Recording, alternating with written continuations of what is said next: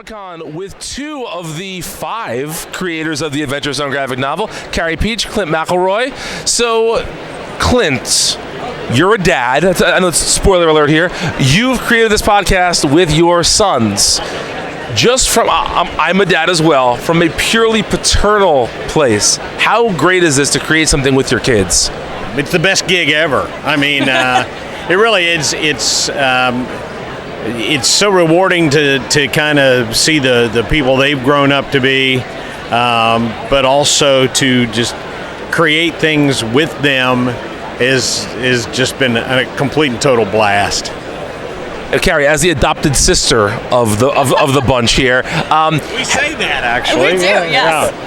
How intimidating is it to come into this like tight-knit group of people who have this shorthand that can never be taught, that comes from a lifetime? Like, how do you insert yourself into that relationship? Oh, I think I'm very lucky, and it is much less me trying to force my way in, and much more the 4 of them all being extraordinarily welcoming and bringing me onto this project in a really open-hearted and collaborative way. I feel very lucky to get to be a part of it. Don't tell my parents I'm adopted, though. I won't. It would be a shocker. We knew how lucky we were that we wanted her to be in the family. So to speak. Now, Carey, you listened to the show before you got the gig. So when you started listening, I mean, we all picture things in our head when we're listening to, reading something, listening to something, but how close was what was in here when you were listening to what came out when you started illustrating the book? I think pretty different. I think I feel really lucky that we all got to kind of sit down and talk about what everyone had in mind for the graphic novel versions of their characters. Like, that was a really long character design process with a lot of rounds of us discussing, like, down to the details of like how much hair has to be on Magnus's knuckles. It's very important that we get this right.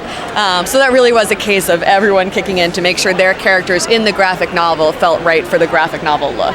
And it was right off the bat. We just kind of clicked right away with what she had seen. Of course, we had seen the art that Carey had done before, and I'm really gushing about what huge fans we are. I ought to inject some note of controversy. I can't think of anything.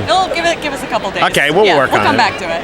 How soon into the podcast, Clint, was there the idea this could be something more? Maybe not a comic, but that this had legs beyond just a D&D play podcast. It's a good question because we have talked about this. I think it was in the 3rd arc, which was Pedals to the Metal. And I think it was during Pedals to the Metal where we kind of started seeing, that this was a little bit bigger than what we had, thought it was. Gerblins was just fun, goofing off, acting, carrying on.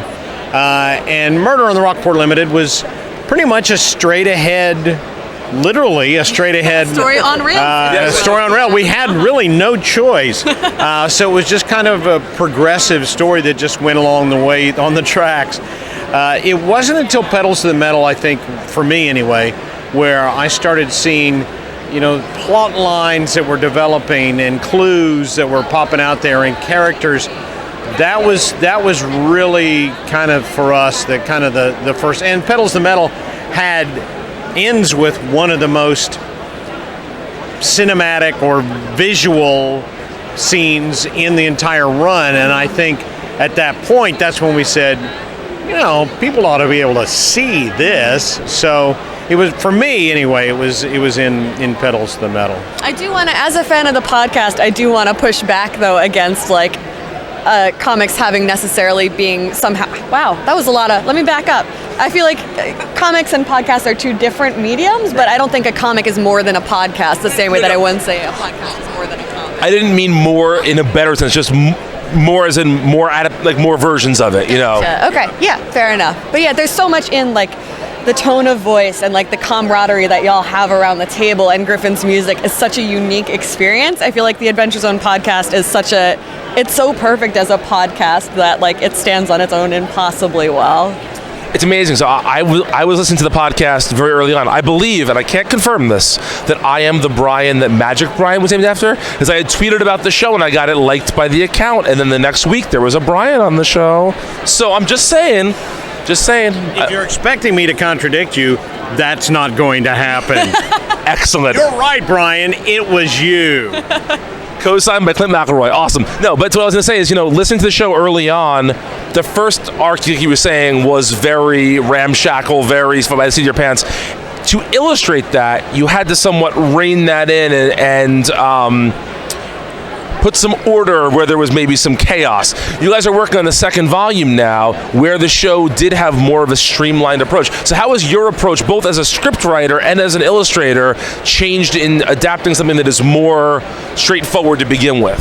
We really tried to work together on all aspects of it, knowing that, it took us a while. I mean, we were big Carey fans and knew what Carey could do from other books she'd done and from the artwork she had done. But when we really got into the point where she was a big part of setting up the story and we were trying to contribute to the visuals, I think that it was a matter of trust on our part.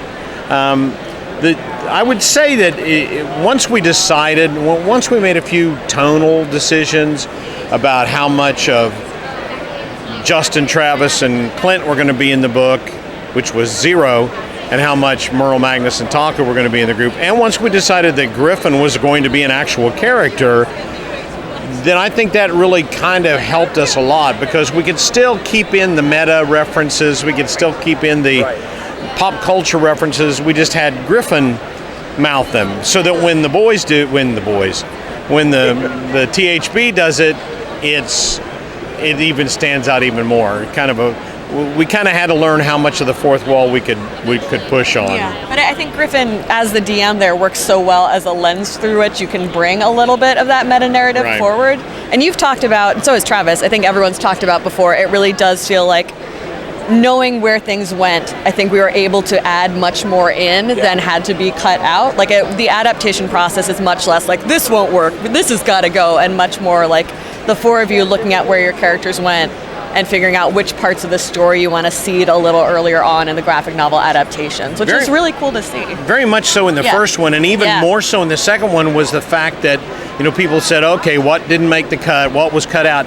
And it really wasn't so much of that as it was additional things that were created, brand new things out of whole cloth that were added to the different stories. Because you can do so much more visual than you can do to audio. Yeah, and do with visual what you would have done with audio. Right. Audio presentation is so much about timing, emphasis, or emphasis.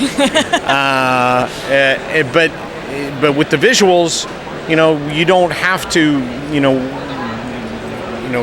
voice something a certain way, because the visuals of her interpretation of the face and what they're doing at the time, body language or whatever, is going to get that across to people. And so, it wasn't so much a matter of how much was subtracted, it was how much was added. So we're going to get goofy in a second. But before we get goofy, I was at the New York event you guys did at Town Hall a few months ago, and my favorite part about it, and I had read the book already, and I had listened to the podcast, but the McElroys kept saying how the biggest visual addition they didn't recognize was going to be the dead face stare. And after hearing you guys talk about it, I went back and I reread the book, and I'm like, oh my goodness, Carey put that in so many perfect places. So in the second volume, what is the thing you think that you're adding to the story that is the most whole Carey to it versus like something that was a collaboration? Well, I don't know. I think it's I don't think it's fair to call anything wholly Carey, because it really is. Clint's been talking about like them trusting me and bringing me onto this book, but like at every level we really are passing things back and forth. So they see thumbnails and we talk about those, and pencils and inks. But I don't know, my background is very heavily based in like reading a lot of like slow, drawn out comics and manga where things have a lot of room to breathe. So that's something we've all I think all of us have built a lot more of that into the second book, as things have more room and time to play out and to like linger on some like juicy emotional beats, really get in there and feel messed up, which I love. Now, if I may answer for her though, there's a lot of stuff I think that she brings. There are little visual clues. And I mean, it's like she drops in a lot of secret stuff that I don't think necessarily. I mean, and it's all great, but I mean, the rereadability of the first graphic novel, and I think of the second graphic novel too.